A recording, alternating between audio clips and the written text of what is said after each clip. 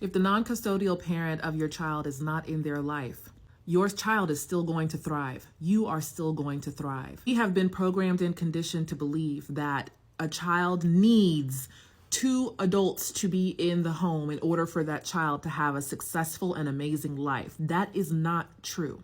Nothing matters more to an adult or a child than whether or not the environment that the adult or the child is living in is peaceful. That matters.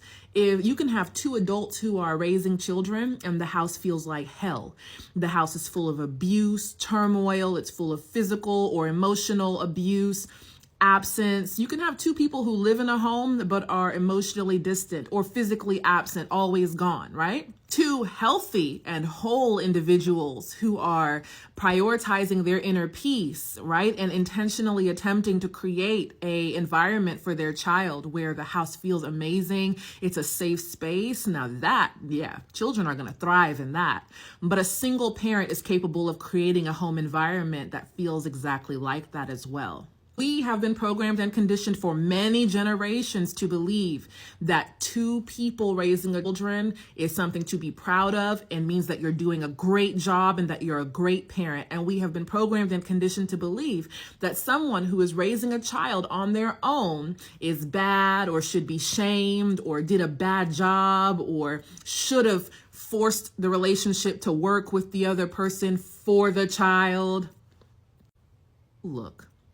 We are all growing and learning, okay? You meet people, you fall in love with people, you keep growing and learning. Some people outgrow friendships and relationships. Sometimes the healthiest thing you can do is get the divorce, leave the person. What matters more than anything is the environment that the child is growing up in. And do not beat yourself up for who you had a child with. That child was meant to be born. That child was supposed to be born, even if you and that person are not together anymore.